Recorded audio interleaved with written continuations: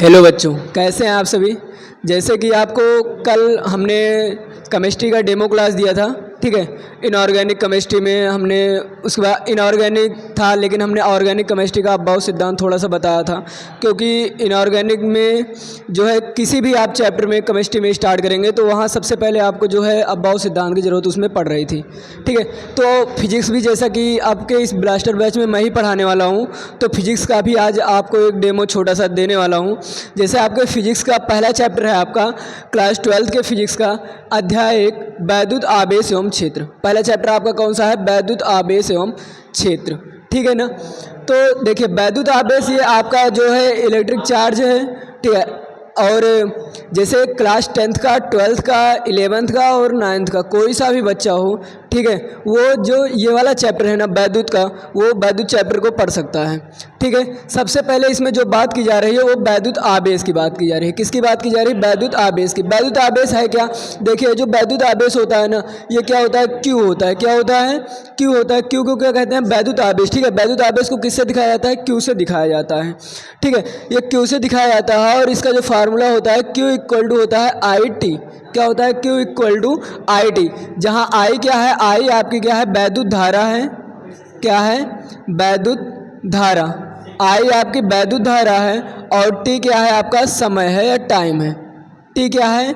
समय है या टाइम है, ठीक है। वैद्युत धारा का आपका जो मात्रक होता है वो क्या होता है? एम्पियर होता है। एम्पियर होता है। और समय का मात्रक आपको पता है क्या होता है? सेकंड होता है। समय का मात्रक क्या होता है? सेकंड होता है, ठीक है। तो इस हिसाब से हम अगर वैद्युत आवेश का मात्रक सोचें तो इसका एक जो मात्रक होता है साई पद्धति में वो क्या होता है? कूलाम होता है, ठीक है। वैद्युत आवेश का मात्रक क्या होता है? कूलाम होता है। और ये कूलाम किसके बराबर होता है? कूलाम जो होता है आपका, कूलाम ये बराबर होता है एम्पियर सेकंड के। किसके बराबर होता है? एम्पियर सेकंड के बराबर होता है। बात समझ में आई ना? क्योंकि हमारा यहाँ पर दिया गया है क्यू क्या है? क्यू आवेश है। आवेश का मात्रक क्या होता है? कूलाम होता है, ठीक है। आवेश का मात्रक क्या होता है आपका? कूलाम होता है। आई क्या है? वैद्युत धारा है। और टी क्या है? आपका समय है। वैद्युत धारा का मात्रक आपका एम्पियर होगा। टी जो है समय है। समय का मात्रक भी आपका क्या होता है? सेकंड होता है, ठीक है ना। इतनी बात समझ में आई। अब आप सबसे पहले देखिए कि वैद्युत आवेश किसे कहते हैं। वैद्युत आवेश क्या है?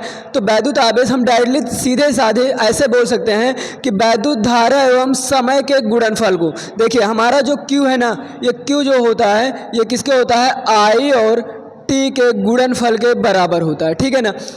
वैद्युत आवेश किसके बराबर होता है? वैद्युत धारा तथा समय के गुणनफल के बराबर होता है। तो हम लिख सकते हैं कि वैद्युत धारा एवं समय के गुणनफल को, वैद्युत धारा एवं समय के गुणनफल को वैद्युत आवेश कहते हैं, ठीक है ना। लिखिए, वैद्युत आवेश। देखिए, सबसे पहले क्या है आपका? वैद्युत आवेश है। क्या है? वैद्युत आवेश, ठीक है ना। वैद्युत आवेश, तो वैद्युत आवेश किसे कहते हैं? तो हम वैद्युत आवेश को सीधे सीधे लिख सकते हैं कि वैद्युत धारा, वैद्युत धारा एवं समय के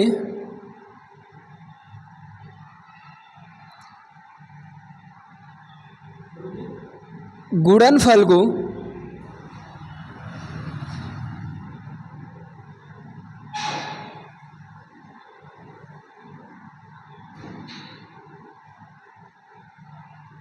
वैद्युत धारा एवं समय के गुणनफल को वैद्युत आवेश कहते हैं।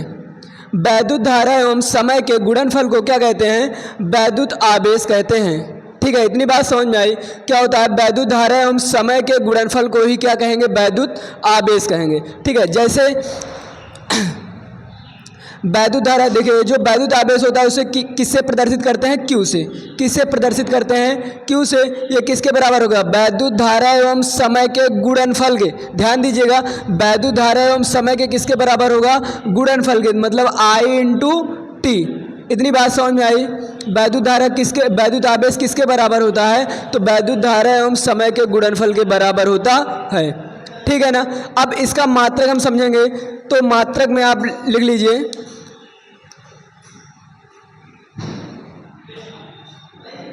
मात्रक, ठीक है। तो इसका जो मात्रक होता है वो इधर से देखिएगा तो एक होता है कूलाम, एक होता है कूलाम, ठीक है। और दूसरा क्या होता है आपका, दूसरा होता है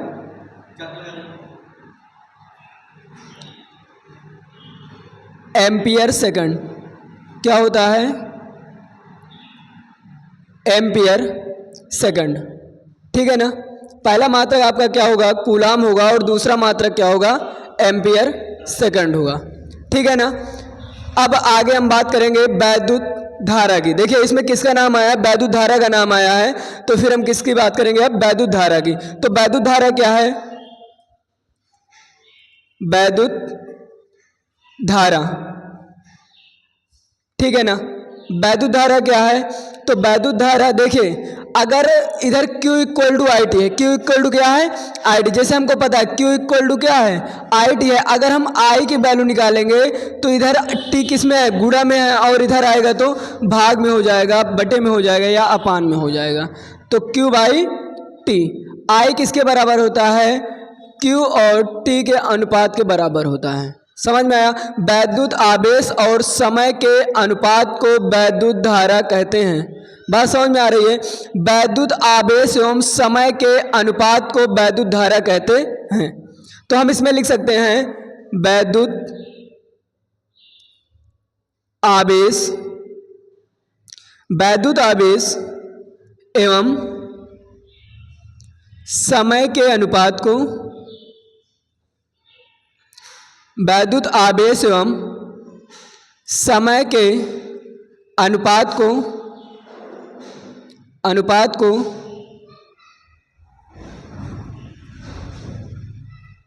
वैद्युत धारा कहते हैं।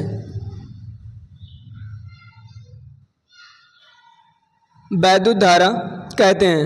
वैद्युत आवेश एवं समय के अनुपात को वैद्युत धारा कहते हैं। जैसे आपने इसका फार्मूला लिखा था वैसे इसका भी फार्मूला होगा, I इक्वल टू, वैद्युत धारा किससे प्रदर्शित करते हैं, I से, तो I equal to Q upon T, I equal to Q upon T, ठीक है ना। अब इसके मात्रक की बात की जाए, मात्रक, तो इसका मात्रक क्या होगा, तो I, एक तो I क्या है, वैद्युत धारा, वैद्युत धारा की मात्रक क्या होता है, अभी आपने ऊपर देखा वैद्युत धारा की मात्रक क्या थी, एम्पियर, ठीक है ना।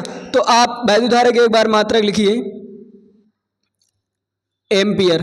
और दूसरी बात देखिए Q क्या है, आवेश है, और आवेश का मात्रक क्या होता है, कूलाम होता है, कूलाम, ठीक है। और T क्या है आपका, समय है, और समय का मात्रक क्या होता है, सेकंड होता है, समय का मात्रक क्या होता है, सेकंड। तो हम इधर से क्या लिख सकते हैं, कूलाम प्रति सेकंड। जो इसका दूसरा मात्रक होगा वो होगा कूलाम प्रति सेकंड, ठीक है ना। पहला मात्रक इसका क्या होगा, एम्पियर होगा, और दूसरा मात्रक क्या होगा, कूलाम प्रति सेकंड होगा, ठीक है। इसकी बीमा भी होती है, ध्यान दीजिएगा, बीमा इसकी, ये क्या है, वैद्युत धारा है, ठीक है, और ये क्या है, सेकंड है। तो इधर से हम देखेंगे इसका मात्रक, ठीक है। वैद्युत आवेश की जो बीमा है, बीमा हम लिख लेंगे, बीमा, इसकी जो बीमा होगी एम्पियर, एम्पियर को बीमा में हम लिखते हैं ए, और समय है ना, तो समय को क्या लिखते हैं, टी। इसकी जो बीमा होगी वो होगी ए टी, और इसकी बीमा वैद्युत धारा की जो बीमा होगी वो होगी, देखिए कूलाम का, कूलाम की बीमा हमने निकाला क्या था, 80 था, ठीक है। इधर रखेंगे 80 बाई सेकंड की बीमा, समय की बीमा क्या होती है, टी, ठीक है। तो ये टी है और ये टी है, इससे क्या हो गया, कट गया, तो बचा क्या, ए, ठीक है ना। तो वैद्युत धारा की जो बीमा होगी वो क्या होगी, ए होगी। इतनी बात समझ में आई। अब हम इसके बाद फिर वैद्युत आवेश के प्रकार के बारे में पढ़ेंगे, ठीक है ना सर जी। वैद्युत आवेश के प्रकार के मिटा ले, ठीक है। इतना हो गया, ये समझ में आया। फिर से एक बार बता दे रहे हैं, वैद्युत आवेश जो है ये क्या है, वैद्युत धारा एवं समय के गुणनफल को वैद्युत आवेश कहते हैं, ठीक है। ये हो गया Q equal to I T, ठीक है। उसके बाद फिर वैद्युत धारा, इसमें हम पहले वैद्युत धारा की बात क्यों किए, क्यों पहले वैद्युत आवेश के प्रकार के बारे में बात नहीं किए, क्योंकि हमने यहाँ पे देखा कि यहाँ पे क्या है, आई है। पहले ही क्वेश्चन में हमारा जब सस्पेंस रह जाएगा ना, तो मतलब आगे के लिए हमारे लिए ठीक नहीं होगा, ठीक है ना। फिर हमें आगे समझने में थोड़ी दिक्कत होगी कि पहले वैद्युत धारा, ये वैद्युत धारा क्या है। चलिए अब आगे देखते हैं हम वैद्युत आवेश के प्रकार की, ठीक है ना, कि वैद्युत आवेश कितने प्रकार का होता है। तो वैद्युत आवेश कितने प्रकार का होता है, 2 प्रकार का। कितने प्रकार का होता है, 2 प्रकार का, ठीक है ना। तो टाइप्स ऑफ इलेक्ट्रिक चार्ज या वैद्युत आवेश के प्रकार। वैद्युत आवेश के प्रकार। वैद्युत आवेश के प्रकार। वैद्युत आवेश आपके कितने प्रकार के होते हैं, तो वैद्युत आवेश आपके कितने प्रकार के होते हैं, 2 प्रकार के। कितने प्रकार के होते हैं, 2 प्रकार के, ठीक है ना। There are 2 types of electric charge. वैद्युत आवेश कितने प्रकार के होते हैं, 2 प्रकार के।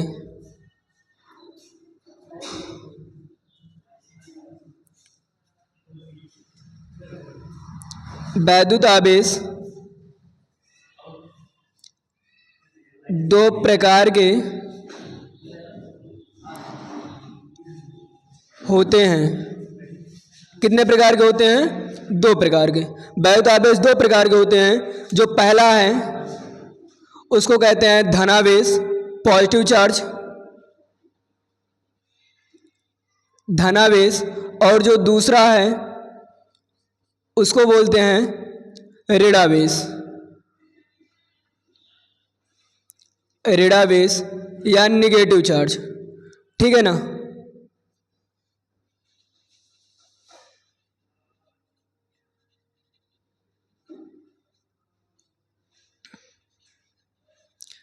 ऋणावेश, निगेटिव चार्ज, ठीक है ना। वैद्युत आवेश कितने प्रकार के होते हैं, 2 प्रकार के होते हैं। इसमें एक होता है धनावेश और दूसरा क्या होता है, ऋणावेश, ठीक है।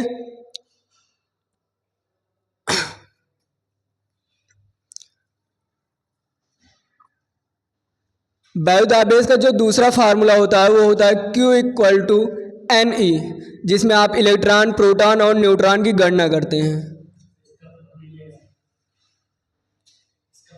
अरे कोई, अब हम पढ़ेंगे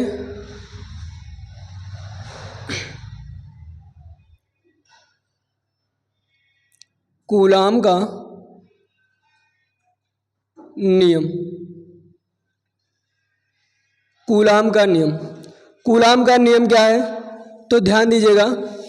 कूलाम किस पर कार्य करता है, आवेश की स्थिति पर, ठीक है ना। किस पे काम करता है, आवेश की स्थिति पर, ठीक है।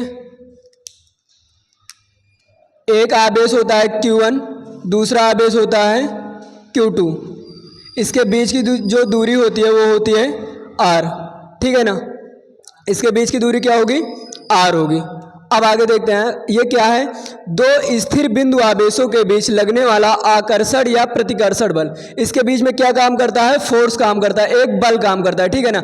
जो इस आवेश को क्या करता है, एक पास लेके आता है और दूर लेके जाता है। जो पास और दूर लेके जाता है, इससे इसकी जो आर है, दूरी है, वो क्या होती है, घटती रहती है और बढ़ती रहती है, ठीक है। ये जो बल होता है 2 बिंदु आवेशों के बीच लगने वाला आकर्षण या प्रतिकर्षण बल, दोनों बिंदु आवेशों के मात्रकों के गुणनफल के अनुक्रमानुपाती एवं उनकी दूरी के वर्ग के व्युत्क्रमानुपाती होती है, ठीक है ना। कूलाम का नियम क्या है, 2 बिंदु आवेशों के बीच, 2 बिंदु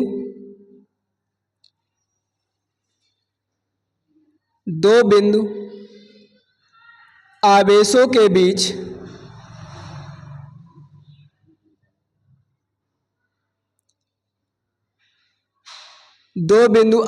के बीच लगने वाले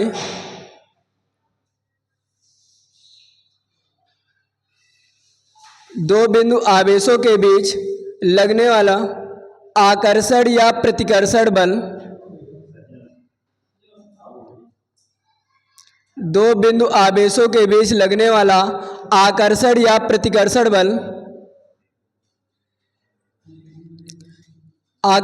प्रतिकर्षण बल दोनों बिंदु आवेशों के दोनों बिंदु आवेशों के दोनों बिंदु आवेशों के मात्रकों के दोनों बिंदु आवेशों के मात्रकों के गुणनफल के अनुक्रमानुपाती गुणनफल के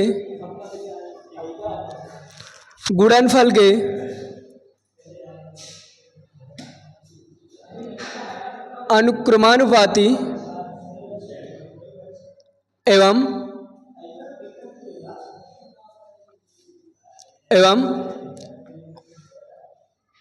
उनके बीच की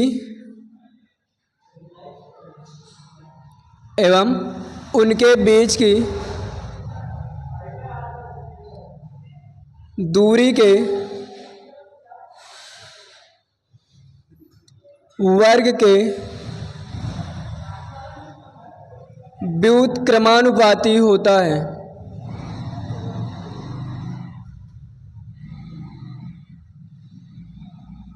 व्युत्क्रमानुपाती होता है।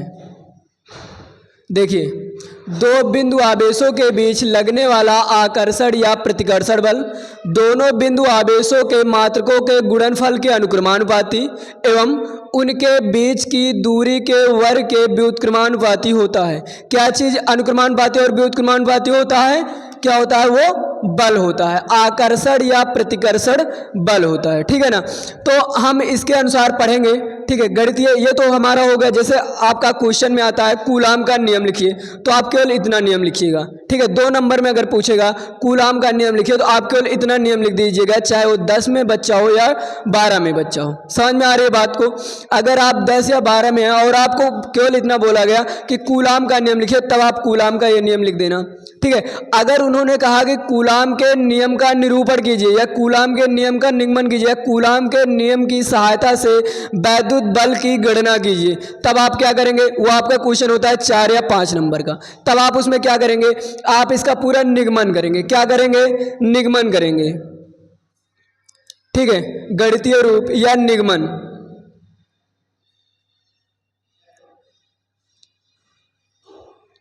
निगमन आप किसके अनुसार करेंगे? किसके नियम के अनुसार हमें कहा गया है? तो कूलाम के नियम के अनुसार कहा गया है। किसके नियम के अनुसार कहा गया है?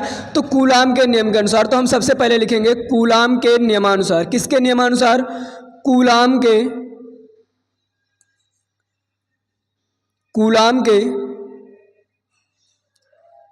नियमानुसार। कूलाम के नियमानुसार। ठीक है, कूलाम के सबसे पहले नियम में आपको क्या मिला? कूलाम ने सबसे पहले कहा कि दो बिंदु आवेशों के बीच लगने वाला आकर्षण या प्रतिकर्षण बल, एक ये बिंदु आवेश है और दूसरा ये बिंदु आवेश है। ठीक है, इसके इन दोनों के बीच में लगने वाला आकर्षण या प्रतिकर्षण बल क्या लग रहा है? इनके बीच में बल लग रहा है। और वो कैसा है? एक बार खिंचाव का बल और दूसरी बात ये धकेल रहा है ना एक दूसरे को, तो प्रतिकर्षण का बल लग रहा है। एक बार आकर्षण का बल लग रहा है, दूसरी बार किसका बल लग रहा है? प्रतिकर्षण का बल लग रहा है। ठीक है ना।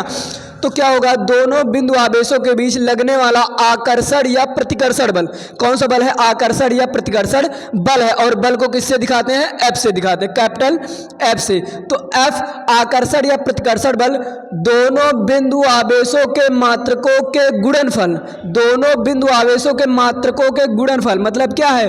Q1 और Q2 के गुणनफल, गुणा हो गया, गुणनफल के अनुक्रमानुपाती। अनुक्रमानुपाती का मतलब ये वाला सिंबल। समझ में आया ना बात को?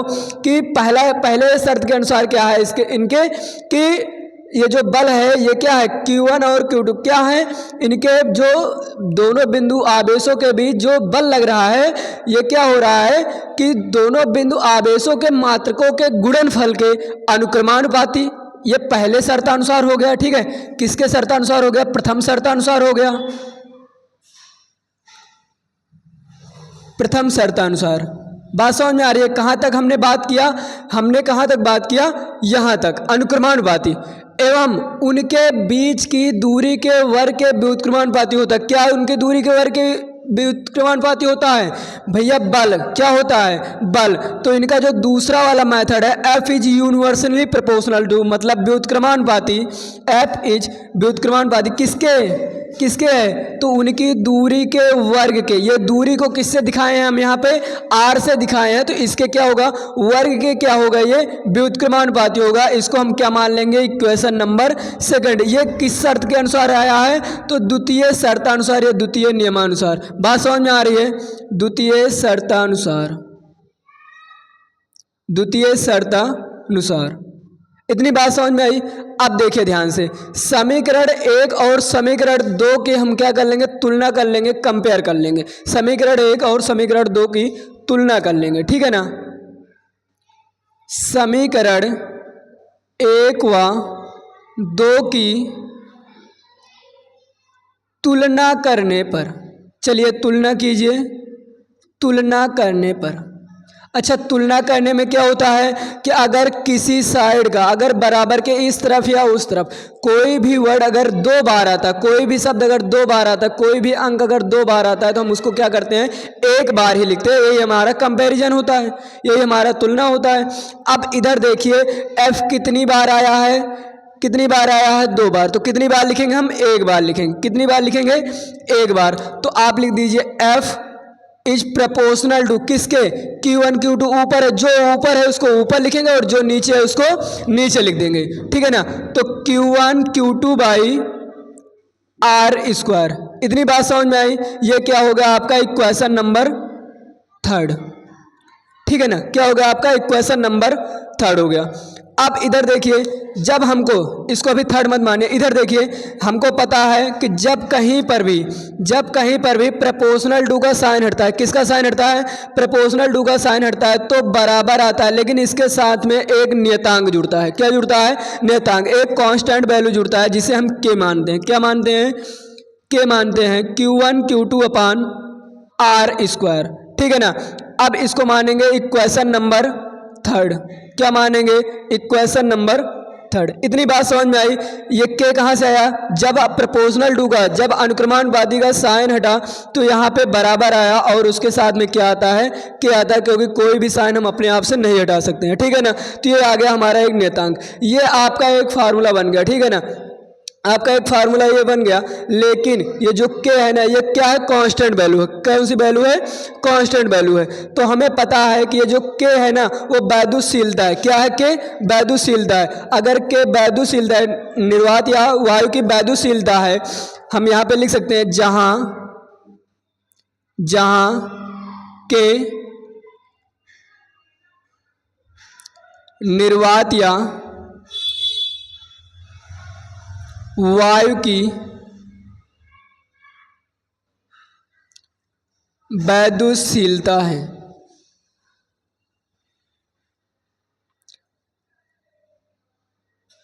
जहां एक के क्या है निर्वात या वायु की वैद्युशीलता है। इतनी बात समझ में आई। अब उसके बाद आप आगे देखिएगा, ठीक है।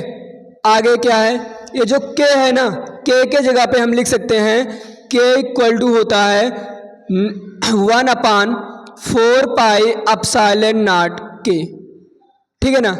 K इक्वल टू क्या होता है 1/4 पाई एप्सिलॉन नॉट K, और ये किसके बराबर होता है 9 गुणे 10 की घात 9 न्यूटन मीटर स्क्वायर प्रति coulomb square, newton metre square प्रति कूलाम स्क्वायर। ऐसे लिख दीजिए,